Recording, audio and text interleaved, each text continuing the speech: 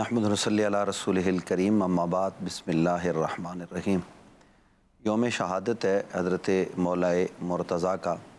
اگرچہ آپ آج مجھے چوتھے نمبر پر بولنے کا موقع دے رہے ہیں تو کوئی بات نہیں، اہل سنت کے ہاں حضرت مولا علی کرم اللہ وجہ الکریم چوتھے خلیفہ ہیں۔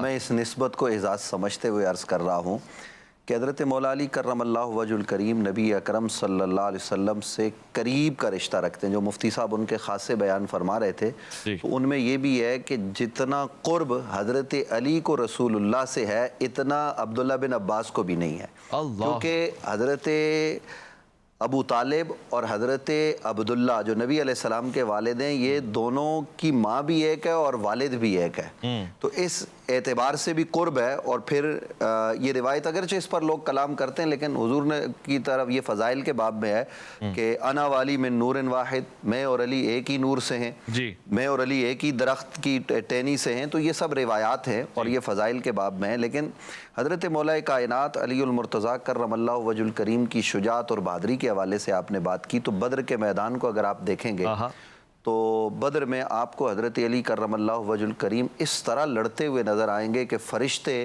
داد دیتے ہوئے دکھائی دیتے ہیں اور غیب سے یہ آواز آتی ہے لا فتح الا علی، لا سیف الا ذوالفقار، علی جیسا کوئی جوان نہیں ہے، ذوالفقار جیسی کوئی تلوار نہیں ہے۔ اور صحابہ داد دے رہے ہیں علی کو لڑتے ہوئے دیکھ کر، اور جس جنگ میں حضرت علی کرم اللہ وجہ الکریم موجود ہوتے ہیں، صحابہ کرام رضوان اللہ تعالیٰ علیہم اجمعین یہ سمجھتے ہیں کہ یہ جنگ علی موجود ہے تو ہمیں پریشان ہونے کی ضرورت نہیں۔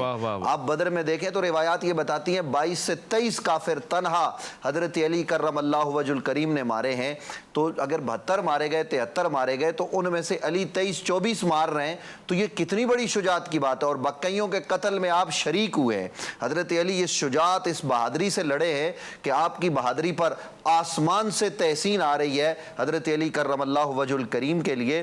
اور پھر آپ دیکھیے کہ میں ایک خاص واقعے کی جانب اشارہ کرنا چاہتا ہوں کہ جہاں حضرت علی کی شجاعت نکھر کر بالکل واضح ہو کر سامنے آتی ہے کہ مسلمانوں پر ایک کڑا اور مشکل وقت آیا اور نبی اکرم صلی اللہ علیہ وسلم نے خندق کھودوائی۔ حضرت سیدنا سلمان فارسی رضی اللہ عنہ نے مشورہ دیا تو وہ خندق کھودی گئی مدینہ منورہ کے گرد۔ ادھر پورے عرب کا بڑا لشکر مدینے پر حملہ آور ہوتا ہے، تو وہ 10,000 سے بڑا لشکر ہے۔ قرآن مجید فرقان حمید نے اس لشکر کے حوالے سے بیان کیا ہے، تو مسلمان تہی دامن ہے، اتنا ساز و سامان بھی نہیں ہے، اس لیے خندق کھود لی گئی۔ تو اس خندق کے اس پار دشمن ہے، ادھر نبی علیہ السلام ہے، لیکن ایک روز ایک بڑے جری بہادر آدمی نے اس خندق کو کراس کر لیا، اس کا نام تھا عمر ابن عبد ود، اور اس نے آ کر کہا کہ آؤ میرے مقابلے میں کوئی ہے تمہارے اندر جو میرا مقابلہ کرے؟ تو نبی رحمت صلی اللہ علیہ وسلم نے بزم اصحاب کو دیکھا اور کہا کہ ہے کوئی عمر ابن عبد ود کا مقابلہ کرنے والا؟ تو صحابہ کرام رضوان اللہ تعالیٰ علیہم اجمعین ان کی عظمتوں پر ہمارا سب کچھ قربان، سب خاموش رہے۔ حضرت علی کرم اللہ وجہ الکریم کھڑے ہوئے، اور جب آپ کھڑے ہوئے کہا یا رسول اللہ میں ہوں نا، میں مقابلہ کروں گا۔ حضور نے فرمایا اعلیٰ مکانے کا یا علی، علی اپنی جگہ پر بیٹھ جا، جانتا نہیں ہے یہ عمر ابن عبد ود ہے۔ اس نے پھر کہا کیا ہوا، تمہیں جنت میں جانے کا شوق نہیں ہے؟ میں تمہیں تمہاری جنت میں پہنچا دوں گا نا، ہے کوئی میرا مقابلہ کرنے والا؟ وہ بڑا جری اور بہادر سمجھا جاتا تھا اور کئی سو لوگوں کے مقابلے میں وہ باری تھا۔ تو حضور نے پھر دیکھا تو خاموشی تھی، پھر علی کھڑے ہوئے۔ حضرت علی کرم اللہ وجہ الکریم نے پھر وہی بات کی، یا رسول اللہ میں جانا چاہتا ہوں۔ حضور نے فرمایا بیٹھ جاؤ علی، وہ عمر ابن عبد ود ہے۔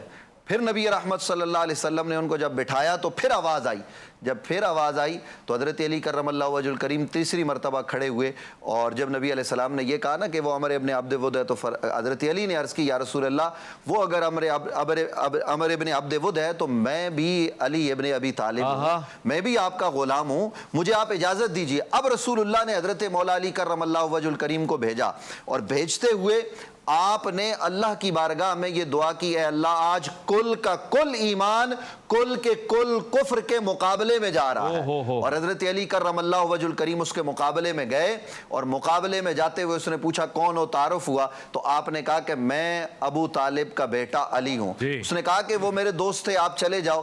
آپ نے اس کو کہا کہ ایمان قبول کر لو یا واپس چلے جاؤ یا مقابلہ کرو، اس کو یہ توقع نہیں تھی۔ جب اس نے حملہ کیا حضرت علی نے بچایا، اور ایک وار میں، یہ ہے شجاعت، یہ ہے بہادری، یہ ہے اسلام کی خدمت۔ حضرت علی کرم اللہ وجہ الکریم نے ایک وار میں اس کا سر تن سے جدا کیا، اللہ اکبر کی صدائیں بلند ہوئی، صحابہ کرام خوشی سے اللہ اکبر کرنے لگے، دشمن پر ہیبت طاری ہو گئی۔ یہ ہیں حضرت علی کرم اللہ وجہ الکریم، جن کو رسول اللہ نے کل ایمان بھی کہا، جن کی شجاعت اور بہادری کا تذکرہ بھی رسول اکرم صلی اللہ علیہ وآلہ وسلم نے کیا۔ تو ہر موقع پر آپ کو حضرت علی کرم اللہ وجہ الکریم کی شجاعت نظر آئے گی۔ میں یہ جملے کہہ رہا ہوں کہ احد کے میدان میں صحابہ کرام جب مشکل وقت آیا، ظاہر ہے جنگ ہوتی ہے، اور جنگ کے معاملے میں صحابہ کرام رضوان اللہ تعالی علیہم اجمعین نے بچاؤ کی تدبیر اختیار کی۔ وہ پیچھے پلٹے کہ ہم پلٹ کے کوئی حملہ کریں گے۔ ظاہر ہے کہ جب وہ جو نبی اکرم صلی اللہ علیہ وسلم نے فرمایا تھا نا کہ اس جگہ کو خالی نہ چھوڑنا، وہاں سے جناب خالد بن ولید حملہ آور ہو گئے تو مسلمان تتر بتر ہو گئے۔ مشکل لمحات میں جو آدمی سب سے زیادہ ڈٹ کے رسول خدا کے ساتھ کھڑا رہا، اس کا نام علی بن ابی طالب ہے، اور ہر مقام پر علی نبی علیہ السلام کے ساتھ کھڑے رہے۔ تبھی تو نبی علیہ السلام نے یہ کہا نا، علی دنیا میں بھی میرے ساتھ یوں جڑا ہوا ہے، کانتا اخی فی الدنیا والآخرہ، دنیا میں بھی تو میرا بھائی ہے، آخرت میں بھی تو میرا بھائی ہوگا۔ جب کبھی کسی نے حضرت علی کرم اللہ وجہ الکریم کے حوالے سے دل میں کوئی رنجش لائی، نبی علیہ السلام کو شکایت کی، تو شکایت کے موقع پر اویس ربانی صاحب نبی علیہ السلام نے بزم اصحاب کو جمع کر کے تمام ستارے جو تھے ان کو جمع کیا، آگے پیچھے والوں کو کہا من کنت مولا فہذا علی مولا، علی کا ہاتھ اپنے ہاتھ میں لے کر بلند کیا۔ آج ہم حیدر حیدر کرتے ہیں، آج ہم علی علی کرتے ہیں، لوگ کہتے ہیں جناب یہ نہ کرو، یہ ہو گیا وہ ہو گیا۔ میں کہتا ہوں جس علی کا ہاتھ نبی بلند کر کے حیدر حیدر کریں، وہ حیدر حیدر ایمان کی حرارت ہے، اور ذکر علی اصل میں عبادت ہے۔ ہم تو آج وہ عبادت کر رہے ہیں۔ بھائی کیا کہنے